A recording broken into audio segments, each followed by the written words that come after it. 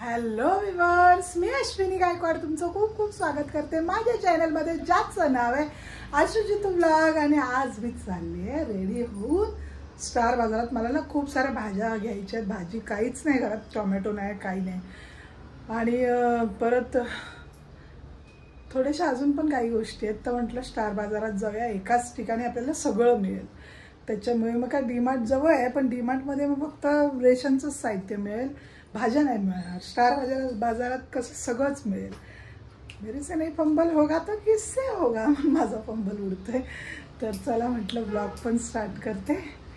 चला आता जाऊया स्टार बाजारात. तर काल रेबेका चालू होत नव्हती, पण आज एका किकमध्येच एका लातातच चालू झाली ना.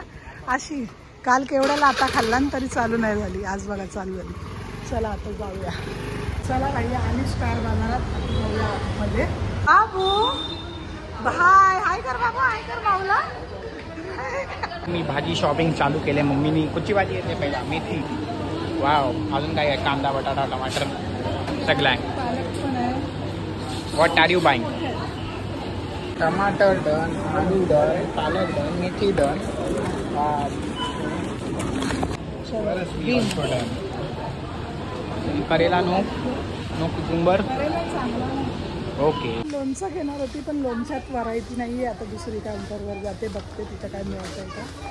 हे बघा, काय पण घ्यायचे, काय पण. हे कोण वापरतं घरी? हो वापरतो आपण. मला ना कप चम्मच ठेवायसाठी काहीतरी हवं. चम्मच ठेवायला काहीतरी हवी. ते नाही मिळते. एकच मोठा घेऊया. येस, कप होल्डर मिळेल. चम्मच पण राहतील आणि सुऱ्या पण राहतील, आहे ना. ओके. आलं प्रोटीन बार घ्यायला. जी डी स्टार बाजारात आल्या आल्या त्याला पहिले प्रोटीन बार शोधतो. सगळे बिलिंग इन प्रोसेस झाली. शॉपिंग आता घरी. मम्मी बघा, मम्मीची पार्ट टाइम नोकरी लागली इकडे.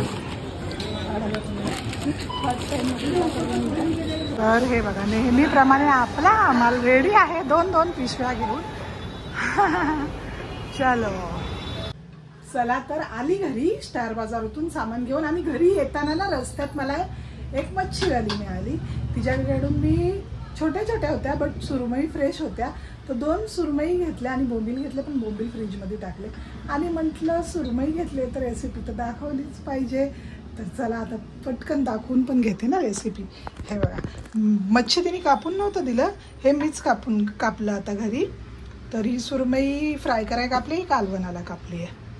तर आता कॅमेरा राणीकडे दिला आणि मी चालू केली. हे बघा, ही लसूण ठेचून घेतली आमंदस्त्यात. आणि ही सर्व मच्छीला लावून घेणार आहे, कालवणाच्या पण आणि फ्राय पण. आणि सोबत घालणार आहे हळद 1 चम्मच, थोडीशी जास्त घालते. त्यानंतर लाल मसाला,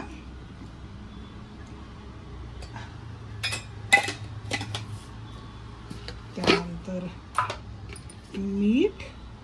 हे बघा, मीठ अर्धा चम्मच घेतलंय मी. तर मीठ कधी पण ना आपल्या अंदाजानेच घ्यायचं असतं बाबा, कारण प्रत्येकाला ज्याच्या त्याच्या घरातला चम्मच माहिती असतो. मसाला वगैरे ठीक आहे. आणि आता ह्याच्यामध्ये मी घालणार आहे कोकम आगळ. अंदाजे 1 चम्मच आगळ घालून घेतला. आता हे सर्व मॅरिनेट करून घेऊया. बारीक मच्छी पण, ज्याला कालवण करायचं आहे आणि जो फ्राय करायचा आहे, सगळं मच्छी छान मॅरिनेट करते आणि परत येते. तर बघा, सगळ्या मच्छी मॅरिनेट करून झाला. आज मी बनवणार आहे बंगाली स्टाईल सुरमई, म्हणून मी सर्व मच्छीला मॅरिनेट करून घेतलंय. पण बलमेरी से नाही होगा तो किससे होगा.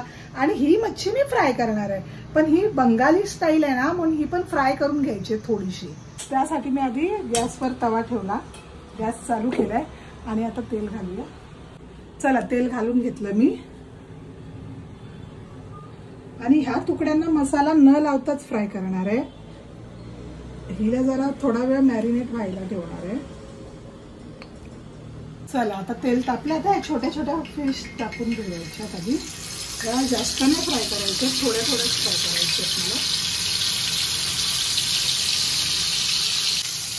ही सुरमई ना एकदाच पलटून घ्यायची, असं कालवण करायचं आहे म्हणून जास्त नाही घी करायची.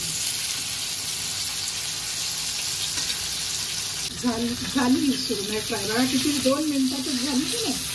आतही काढून घेते. आता मी हे व्यवस्थित मॅरिनेशन आतपर्यंत भरण्याचा आणि लसूण आतपर्यंत जाण्याचा प्रयत्न केलाय खूप. हां, आता ही मी इथे थोडंसं पीठ होतं तेच पीठ खोलून घेतलंय, एक्स्ट्रा पीठ घेणार नाहीये.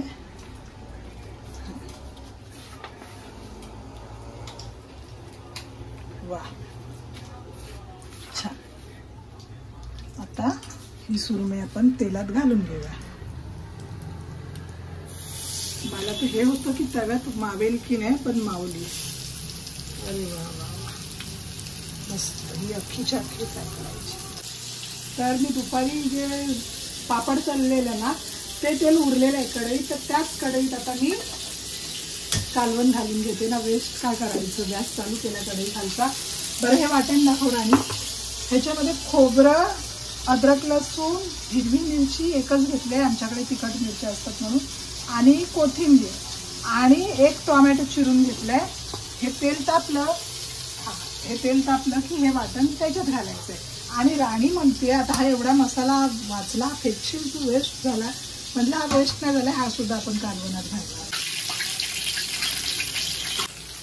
चला, आता तेल छान तापलंय, त्यात अर्धा चम्मच लाल मसाला घातलाय, एक हिरवी मिरची आहे ऑलरेडी वाटणात, आणि लगेच वाटण घालून घेतलंय.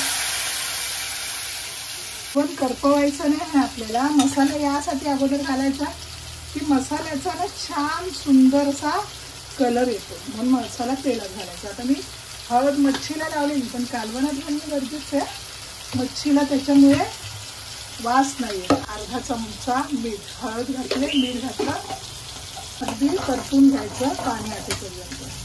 तर बघा आता कसं छान तेल सुटलं याला कालवणाला. आता मी ह्याच्यात पाणी घालून घेते. त्याच मिक्सरच्या भांड्यात आणि फिश फ्रायची ही थोडीशी ग्रेव्ही उरलेली ते सगळं पाणी ह्याच्यात घातलं. तर हे सुक्कं करायचं आहे मला, पण मी जास्त पाणी नाही घातलं, मच्छी शिजण्यापुरतं. मच्छी तर ऑलरेडी शिजलंय फ्राय केल्यामुळे, पण थोडंसं तेल म्हणून थोडंसंच पाणी घातलंय. तेल बोलते बघा पाण्याला पण, है ना, मेरे से नहीं होगा तो किस्सा होगा.